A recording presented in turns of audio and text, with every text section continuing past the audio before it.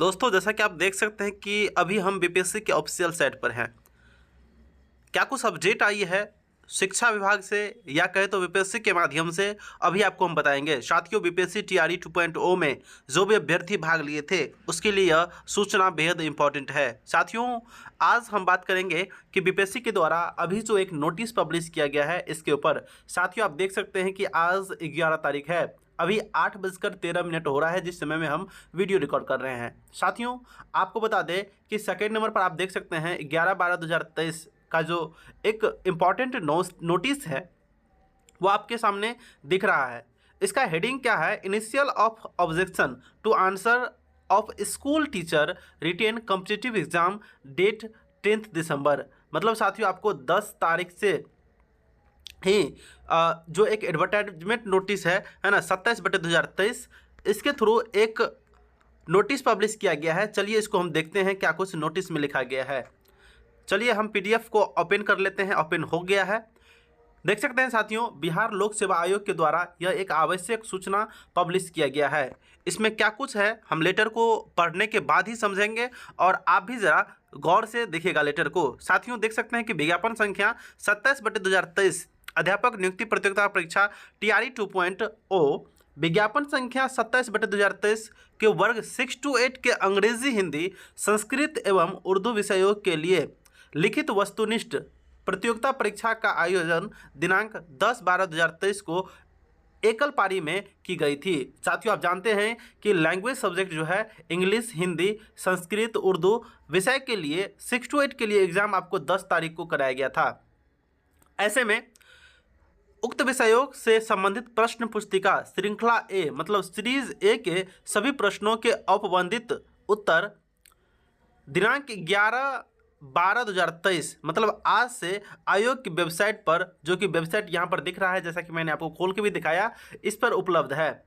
इस पर जाकर आप अपने बुकलेट से जो आपका जो क्वेश्चन मिला है श्रृंखला ए से वहाँ पर मिलान कर सकते हैं, क्योंकि केवल एक ही सीरीज का पब्लिश किया गया है। हालांकि बीपीएससी के द्वारा सभी सीरीज का दिया जाता है, लेकिन फाइनल आंसर की के समय या आपको बता दें कि सेकेंड प्रोविजनल आंसर की जब निकलती है उस समय सबका अलग अलग दिया जाता है। लेकिन अभी आपको सीरीज ए से ही मिलान करना होगा। मिलान करने का तरीका थोड़ा समझ लीजिएगा कि सभी अभ्यर्थी जो मिलान करेंगे उसमें ध्यान दीजिएगा कि जो अभ्यर्थी का सेट ए के अलावा दूसरा है, आप क्या कीजिएगा, बीपीएससी के ऑफिशियल साइट से, इसी साइट से सीरीज ए का जो क्वेश्चन है वो डाउनलोड कर लीजिएगा और बगल में आप अपना क्वेश्चन रखिएगा। अब देखिएगा सीरीज ए में कितना नंबर क्वेश्चन पर है ना जो आंसर दिया गया है उसको तो मिला लीजिएगा और आपका वह कितना नंबर पर है। इस तरीके से आप खुद मैच कर सकते हैं। आप खुद बुद्धिमान है जैसा कि मुझे पता है। साथियों, आगे देखिए, यह जो सूचना है आप समझ गए होंगे कि सीरीज ए का जो अवबंधित आंसर की है वो अपलोड कर दिया गया है। ऐसे में उक्त परीक्षाओं में सम्मिलित अपीयर्ड उम्मीदवारों को एदत द्वारा सूचित किया जाता है कि वे अवबंधित उत्तर का मिलान आयोग के वेबसाइट पर उपलब्ध प्रश्न पुस्तिका श्रृंखला ए से कर लें। निश्चित रूप से कर लीजिएगा। किसी उम्मीदवार को उक्त विषयों से किसी भी प्रकार के अवबंधित उत्तर पर आपत्ति हो तो वे अपने यूज़र नेम एवं पासवर्ड से लॉगिन करते हुए डैशबोर्ड पर दिनांक 12/12/2023 से दिनांक 14/12/2023 तक आपत्ति प्रमाणित स्रोत साक्ष्य के साथ अपलोड करेंगे। ईमेल और आपको स्पीड पोस्ट के माध्यम से कोई भी आपका जो आपत्ति है वह स्वीकार नहीं किया जाएगा। साथियों, जैसा कि आपने समझा कि अपना डैशबोर्ड लॉगिन करके आप 12 तारीख से लेकर 14 तारीख तक चैलेंज कर सकते हैं किसी भी क्वेश्चन पर जिस पर आपको आपत्ति है। एनसीईआरटी में आंसर जो लिया गया है वह आप लगा कर आए हैं, लेकिन विभाग के द्वारा कोई अलग आंसर लिया गया है, तो इसके अकॉर्डिंग आप एनसीईआरटी का स्क्रीनशॉट या फोटो लगाकर है ना उस पर कुछ क्लैरिफिकेशन आएगा देकर आप आपत्ति कर सकते हैं। साथियों, आपको 2 दिन का समय दिया जाता है।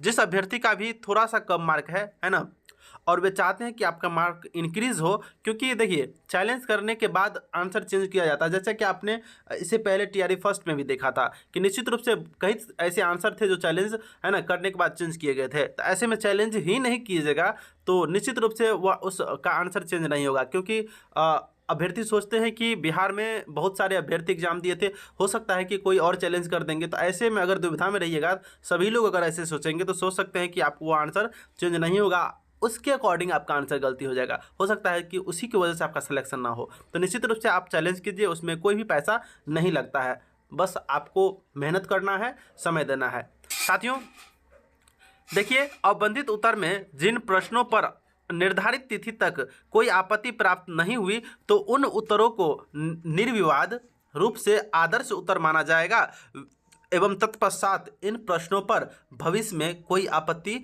विचारणीय नहीं होगी। साथियों जैसे कि मैंने आपको बताया, अगर आप उस पर आपत्ति नहीं करते हैं कोई भी प्रश्न पर, तो आप समझिए कि वह निर्विवाद है, उस पर कोई ऑब्जेक्शन नहीं लगा है, तो वह आंसर वैसे का वैसे ही रह जाएगा। तो साथियों निश्चित रूप से जो अभ्यर्थी इसमें भाग लिए थे और आंसर की मैच करने के बाद मुझे आशा है कि आप मैच कर लिए होंगे। जो नहीं किए हैं तो निश्चित रूप से आंसर आपको, अगर आपको डाउनलोड नहीं होता है किया हुआ, तो हमारे डिस्क्रिप्शन में जाइए, आपको टेलीग्राम और व्हाट्सएप का लिंक मिलेगा ग्रुप का, वहाँ से जरूर ज्वाइन होकर रहिएगा। वहाँ पर तमाम ऐसा सूचना है जो शेयर कर दिया जाता है जो आपको फ़ायदा पहुँचाता है। साथियों मैं आशा करता हूँ कि आज के तमाम अपडेट को आप जान गए होंगे, और फिर भी अगर कोई कन्फ्यूज़न है तो आपके लिए कमेंट बॉक्स खुला हुआ है, आप हमें कमेंट कर सकते हैं। दोस्तों आपका जवाब देने के लिए हम हाजिर रहते हैं हमेशा।